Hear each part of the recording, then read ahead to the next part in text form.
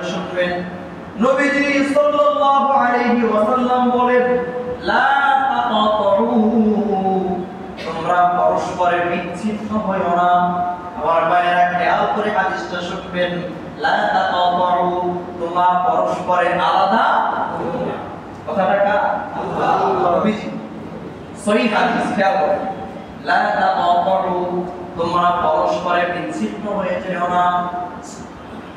10 বছর 15-20 বছর একসঙ্গে দুই ভাই থাকে, বন্ধু মিলে একসঙ্গে ব্যবসা বাণিজ্য করে। হঠাৎ করে একদিন এমন হলো, হঠাৎ করে দুইজন আলাদা হয়ে যায়।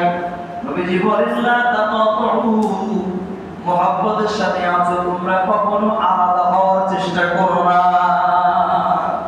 2 নম্বরে ওয়ালা তাদাবু ওয়ালা তাদাবু, নবীজি বলেন তোমরা কেউ কারো দোষ পিছনে চর্চা করো না, কারো পিছনে কুট লাগিও না, কারো পিছনে লেগো না। 3 নম্বরে ওয়ালা তাবাগু, কেউ বিদ্বেষ পোষণ করো না। ওয়ালা তাহাসাদু, কেউ হিংসা করো না। আছে এখানে তাহাসাদু আছে, হিংসা আছে না ভাই? আবার আল্লাহ নবী বলেন, লা তাকাতু, তোমরা একসঙ্গে জোরবের মহব্বত দিয়ে থাকো, আলাদা হওয়ার চেষ্টা করো না। 2 নম্বর ওয়ালা তাদাবু, কারো পিছনে লেগো না। 3 নম্বর ওয়ালা তাবাগু, কারো প্রতি তুমি বিদ্বেষ রেখো না।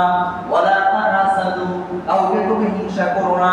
আল্লাহ নবী লাস্টে কি বলে, শেষে কি বলে, ওয়া কুনু ইবাদাল্লাহি ইখওয়ানা, তোমরা সবাই আল্লাহর মুহাব্বতে ভালোবাসায় আল্লাহর বান্দা বান্দী হয়ে পারস্পরিক ভ্রাতৃত্ব বন্ধন মজবুত করে দাও। ওয়া কুনু ইবাদাল্লাহি ইখওয়ানা, এগুলি তো করবা না, কি করবা? আল্লাহর বান্দা হয়ে পরস্পর ভাই ভাই হয়ে যাও। সুবহানাল্লাহ। বলেন তো, এই হাদিসগুলি আমাদের জন্য শিক্ষা আছে না? প্রত্যেকটা হাদিসের ভিতরে শিক্ষা। এবার সর্বশেষ হাদিস বলে একটা ঘটনা বলে শেষ করে দেব ইনশাআল্লাহ। খেয়াল করুন, প্রত্যেকটা হাদিসের ভিতরে হিংসা নিয়ে কথা আছে, এজন্য খেয়াল করে শুনুন। এই হাদিসটা হলো হযরত আবু হুরায়রা রাদিয়াল্লাহু আনহু থেকে বর্ণিত। কার থেকে ভাই? কথা বলতে হবে, কার থেকে? নবীজি আবু হুরায়রাকে 5টি নসিহত করেছিলেন। কয়টি? 5টি। এর ভিতর হিংসা একটা আছে। দেখেন, হিংসা সরাসরি নেই, কিন্তু হিংসার বিপরীত যেটা সেটা আছে। খেয়াল করে শুনুন। নবীজি আবু হুরায়রাকে ডেকে বলেন, ইত্তাকিল মাহারিম তাকুন আ'বাদান নাস, প্রত্যেকটা কথা কত দামি, ভালো করে মনে রাখবেন। নবীজির 1 নম্বর নসিহত, ও আমার উম্মতেরা, ইত্তাকিল মাহারিম, তুমি সব হারাম কাজ থেকে বিরত থাকো। দেখুন আ'বাদান নাস, পৃথিবীতে আমার যত বান্দা বান্দি আছে তার ভিতরে তুমি শ্রেষ্ঠ হয়ে যাবে। আমার কথা কি বুঝছেন? আবার শুনেন, ইত্তাকিল মাহারিম, যত হারাম কাজ আছে সব থেকে বিরত থাকো। তখন আ'বাদান নাস, পৃথিবীতে যত আমার বান্দা বান্দি আছে সব বান্দা বান্দির তুলনায় তুমি আমার কাছে বেশি শ্রেষ্ঠ হয়ে যাবে। তাহলে হারাম থেকে বাঁচলে আল্লাহর কাছে বান্দা হিসেবে শ্রেষ্ঠ হওয়া যায়, ঠিক না?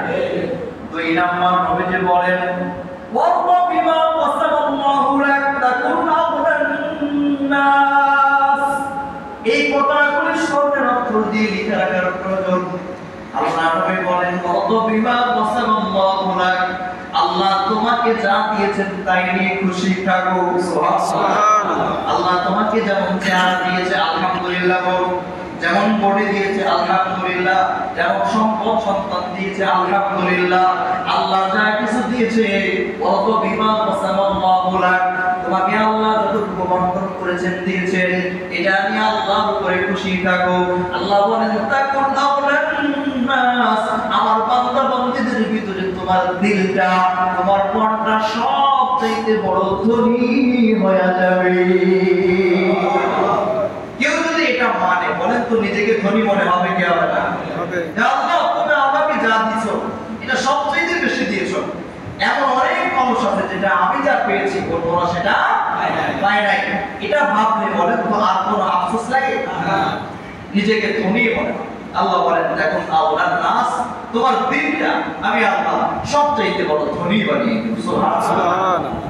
3 নম্বর নবী যে বলেন মুআহসিন ইলা জারি তাকুন মুমিনা, প্রতিবেশী যারা আছে, অধীনস্থ যারা আছে, আশেপাশে যারা থাকে এদের প্রতি দয়া করো, ইহসান করো। আল্লাহ নবী বলেন তাকুন মুমিনা, তাহলে তুমি পাক্কা ইমানদার হয়ে যাবে।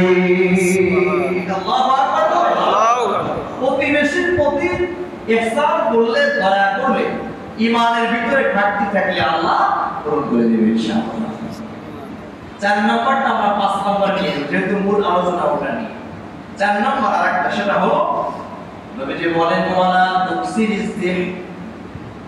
আবু হুরায়রাকে বলে সব উম্মতদেরকে বলবা খিলখিল করে যেন না হাসে, জোরে জোরে হাসা যাবে না। ওয়ালা তুকসিরিজ দিন, বেশি বেশি হাসা যাবে না।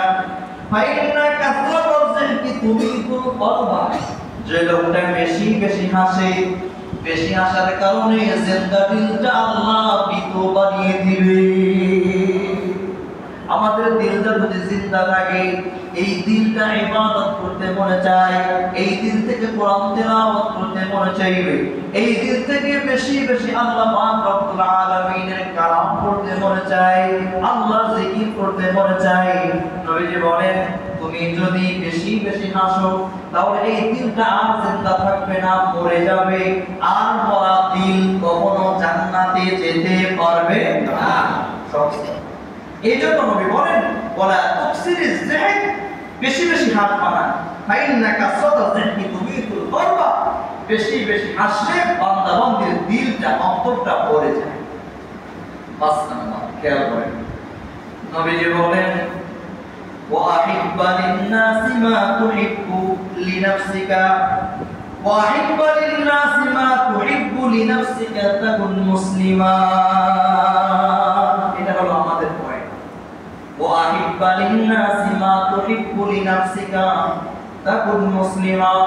তুমি যদি পাক্কা মুসলমান হতে চাও তাহলে নিজের জন্য যেটা পছন্দ করো, অন্যের জন্য সেটা পছন্দ করতে হবে। নিজের ভালো লাগে এই জিনিসটা অন্যকে ভালো লাগে না, নাম হলো হিংসা। মনে আছে? এই জন্য নবীজি এই নসিহত করেছেন। নবী তো জানেন যে আমার উম্মতের ভিতরে এই রোগগুলি থাকবে, এই জন্য নবী বলেন ওয়াহিব্বা লিন-নাস, মানুষের জন্য সেটা পছন্দ করবা, মা তুহিব্বু লিনাফসিকা, নিজের জন্য যেটা পছন্দ করবা। নিজের ভালো লাগে সেটা অন্য কিছু অন্য আরেকজন করলে সেটা ভালো লাগে না, এমন করা যাবে না। নিজের যেটা পছন্দ করবা, অন্যের ব্যাপারে সেটা পছন্দ করতে হবে। আওয়াজ দিয়ে বলুন তো এই কথাটা নবী সাহাবীদেরকে বলেছেন, সাহাবীরা কি আমাদের মতো এক কান দিয়ে শুনছে আর এক কান দিয়ে বের হয়ে গেছে? বলে বলে আমার বাইরে ভালো করে বুঝবেন নবীজির প্রত্যেকটা কথা, একটা হাদিসের ভিতরে ভিন্ন ভিন্ন কথা থাকে, প্রত্যেকটা কথা সাহাবীরা পাঠ ঠিক না। দেখেন কেমনে মানে খলিফাতুল মুসলিমিন ওমর ফারুক রাদিয়াল্লাহু আনহু, নাম জানি না এখানে এমন কেউ আছে? খলিফাতুল মুসলিমিন আমার ভাইরা, উনি যখন খলিফা হলেন জেরুজালেম জয় করার জন্য উনি পাঠাইলেন আবু উবাইদা ইবনুল জাররাহ রাদিয়াল্লাহু আনহু। ভালো করে বুঝবেন আবু উবাইদা সৈন্যবাহিনী নিয়ে রওনা করেছে। এই সেনাবাহিনীর যিনি সর্বপ্রথম ছিল তার নাম হলো খালিদ সাইফুল্লাহ, খালিদ ইবনে ওয়ালিদ রাদিয়াল্লাহু আনহু, যিনি কোনদিন কোন যুদ্ধে, জানেন আপনারা, কাফের থাকা অবস্থায় কোন যুদ্ধে হারে নাই, মুসলমান হওয়ার পরে কোন যুদ্ধে হারে নাই। নবীজি খুশি হয়ে নাম দিয়েছিল সাইফুল্লাহ, আল্লাহর তরবারি। বলেন তো আল্লাহর তরবারি ভাঙার ক্ষমতা কারো আছে? মনোযোগ দিয়ে শুনবেন।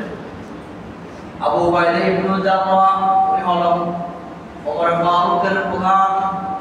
তারপরে আছে খালিদ ইবনে ওয়ালিদ। খ্রিস্টানরা জেরুজালেম বাইতুল মুকাদ্দাস দখল করে রেখেছে। ওমর ফারুক সৈন্য পাঠাইলেন, আবু উবাইদা খালিদ ইবনে ওয়ালিদ ওখানে গিয়ে চতুর্দিক থেকে ঘিরে ফেলেছে। একদিন, দুই দিন, 3 দিন না, তারা 6 মাস অবরোধ ছিল। জোরে বলেন কয় মাস? 6 মাস অবরুদ্ধ থাকার পরেও কোনোভাবে জয় করতে পারে না, তারাও বের হয় না, আবার হস্তান্তর করে না।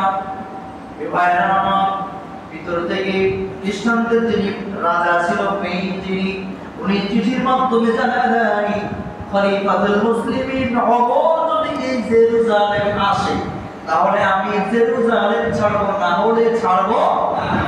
আমার ভাইরা আবু ওবায়দা ওমর ফারুকের কাছে চিঠি লিখলেন, আপনি আসলে ছাড়বে, না হলে এরা যাবেও না, আমাদেরকে দখল দিতে চায় না, কি করা যায়? খলিফাতুল মুসলিমিন ওমর ফারুক রাদিয়াল্লাহু আনহু সাধারণ কোন এলাকার বাদশা নয়। আমার ভাইয়েরা, আমাদের বাংলাদেশের মাইল হলো 56,000 বর্গ মাইল, তাই না? আমাদের বাংলাদেশের এরিয়া হলো 56,000 বর্গ মাইল। আর ওমর ফারুক প্রথম যখন খলিফাতুল মুসলিমিন ছিলেন, এই জেরুজালেম রওনা করবেন, তখন 56,000 না, উনি 22 লক্ষ বর্গ মাইলের খলিফা ছিলেন। কই 56,000 আর কই 22 লক্ষ, 22 লক্ষ বর্গ মাইলের খলিফা রওনা করেছে। সঙ্গে কোনো সেনাবাহিনী নাই, বাইতুল মাল রাষ্ট্রীয় কোষাগারে কোনো কিছুর অভাব নাই, সাধারণ একটা বাহন নিলেন, সাধারণ একটা বাহন। আবার এটাও চিন্তা করলেন না আমার কেন যেতে হবে, আমাদের এই দিকে বলে হ্যাডম, নিজের খুব বড় মনে করলেন না, আমার যেতে হবে, যাবো না, তোমরা যুদ্ধ করে জয় করো, আমি খলিফা, আমি কেন যাব? এমন করলেন, চলে গেলেন। মাত্র একটা বাহন নিয়ে জেলা বলেন কয়টা? জোরে বলেন না কয়টা? একটা মাত্র বাহন নিলেন। এক বাহনের উপর একজনের বেশি সাওয়ার হওয়া যায় না, এই জন্য সঙ্গে নিলেন গোলাম। একা একা এত লম্বা সফর করা যায় না, গোলামকে সঙ্গে নিলেন। এই সাওয়ারির উপরে যখন ওঠে, খেয়াল করে শুনবেন, একজন বসে থাকলে এই সাওয়ারি স্বাভাবিকভাবে চলতে পারে, দুইজন বসলে কষ্ট হয়।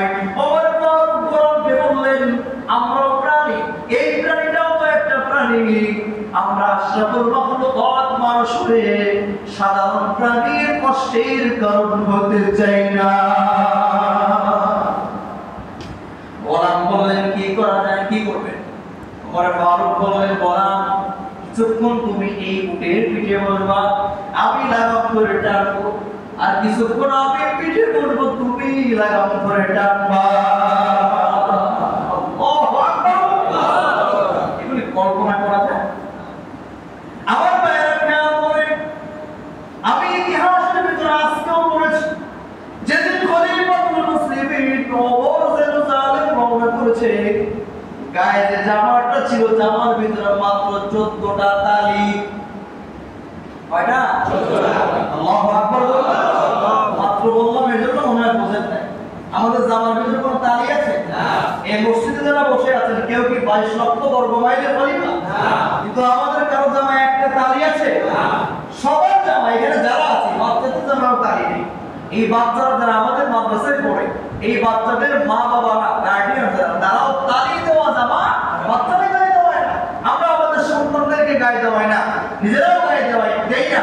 কিন্তু খলিফাতুল মুসলিমিন ওমর জেরুজালেম রওনা করেছে, জামার ভিতরে 14টা তালি দেখা যায়, ভিতরে কয়টা ছিল আল্লাহই জানে।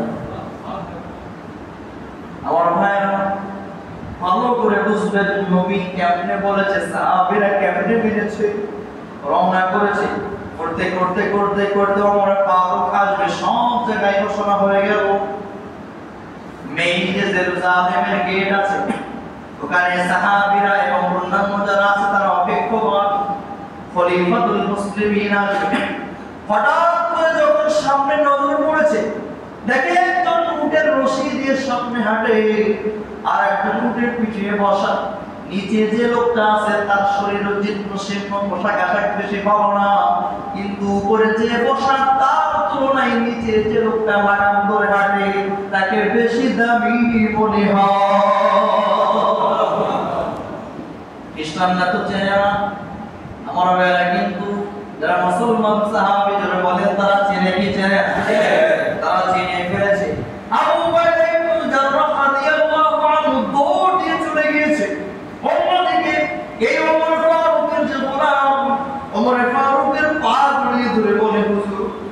এতক্ষণ আমি আপনার কথা শুনেছি, যা বলেছেন তাই মেনেছি। এইবারের জন্য আপনি একটু উটের পিঠে বসেন, আমি একটু নিচে নামি। আমার ভাইয়া, এই কথা বলার কারণ হলো ওমর ফারুক এবং গোলাম কিছু দূর যাই, একজন বসে আর একজন টানে, বুঝছেন? একজন বসে আর একজন টানে, কিছুক্ষণ পর আর একজন বসে আর একজন টানে। তখন জেরুজালেমের গেটের সামনে চলে আসছে, তখন পাল্লায় ওমরের টান পাচ্ছে, গোলামের বসা পাচ্ছে। আল্লাহু আকবার। ওমর ফারুকের সিরিয়াল তখন টানা, উটের লাগাম ধরে রশি ধরে টেনে নিয়ে যাওয়া, আর গোলামের সিস্টেম তখন গোলামের ভাগে পড়েছে উটের পিঠে বসা। ওরা পা জড়িয়ে ধরে বলে, খলিফাতুল মুসলিমিন, এতদিন আপনার কথা শুনেছি, এবারের জন্য ক্ষমা করবেন, এবার আর আমি উটের পিঠে বলবো না, মেহেরবানি করে আপনি বসুন, আমি লাগাম ধরে টানতে চাই। খলিফা বললেন, না না না, এটা আমার রাসূলের বিধান না, আমার নবীর সুন্নাত বা চরিত্র এমন ছিল না। আমার বায়াত চলে গেছে জেরুজালেমের গেটের সামনে। আবু উবাইদা ইবনে জাররাহ ওমরকে ডেকে বলে, খলিফা, আপনি এমন পোশাক কেন পরছেন? আপনার পোশাকের ভিতরে তালি কেন দেখা যায়? আপনি তো জানেন খ্রিস্টান যারা জেরুজালেমে থাকে তারা একটু টিপটাপ পরিষ্কার পরিচ্ছন্ন কাপড় পরিধান করে, তারা পরিষ্কার জিনিস পছন্দ করে, আপনাকে দেখলে তো ছোট লোক মনে করবে। আবু উবাইদা ওমর ফারুক আস্তে করে বুকের ভিতর ধাক্কা দিয়ে বলে, ও আবু উবাইদা, আমরা কিন্তু পোশাকের কারণে দাবি হই নাই, আসমানের নিচে জমিনের উপরে আমরা ইসলামের কারণে দাবি হয়েছে, ঠিক না? আবু উবাইদা নবীর চরিত্র ভুলে যায় না। আমাদের নবী এক বেলা খাইতেন, আর এক বেলা না খেয়ে থাকতেন, ঠিক না? এমন কথা তুমি কেন বলো? আবু উবাইদা কিছু বলে নাই। এখন সবাই চিন্তা করে কি ব্যাপার, উল্টা এই খলিফা হলো নিচে লাগাম ধরে টানে, আর তার গোলাম উটের পিঠে বসা, এটা আবার কেমনে সম্ভব? ওমরকে জিজ্ঞাসা করেছে, আপনার এটা করার কারণ কি? ওমর তখন বলে, আমার হাবিব কিবরিয়া মুহাম্মদুর রাসূলুল্লাহ সাল্লাল্লাহু আলাইহি ওয়াসাল্লাম বলেছেন, মনের ভিতরে কোনো হিংসা করা যাবে না, কোনো অহংকার রাখা যাবে না। ওয়াহিব্বা লিন-নাস মা তুহিব্বু লিনাফসি, নিজের জন্য যেটা ভালো মনে হবে অন্যের জন্য সেটা ভালো মনে করতে হবে। তখন মুসলিম তাহলে পাক্কা মুসলমান হতে পারবা। নবীর এই হাদিস আমি নিজের কানে শুনেছি, এই জন্য আমি আমার গোলামকে উটের পিঠে বসিয়েছি। আমার মনের ভিতরে যেন হিংসা অহংকার কাজ না করে, সিরিয়ালে তার উটের পিঠে বসা, আমি এই সিরিয়াল ঠিক রেখেছি। সিরিয়ালকে বাদ দিয়ে আমি উটের পিঠে বসে একটা অর্ধ দুনিয়ার খলিফা এই ভাব নিয়েও এই হিংসা অহংকার আমি করব, এটা আমার নবীর শিক্ষা হতে পারে না। এজন্য আপনাদেরকে আমি বলছি, একজন ইমানদার মুসলমান তার অন্তরে হিংসা আসবে, অহংকার আসবে, কিন্তু এটা বেশিক্ষণ রাখা যাবে না। প্রিয় ভাইরা আমার, আল্লাহ পাক রব্বুল আলামিন আমাদের সকলকে, আমাদের অন্তরটাকে হিংসা অহংকার মুক্ত বানিয়ে দিন, চিল্লায় বলে আমিন। আজকে এই পর্যন্ত, সুম্মা আমিন।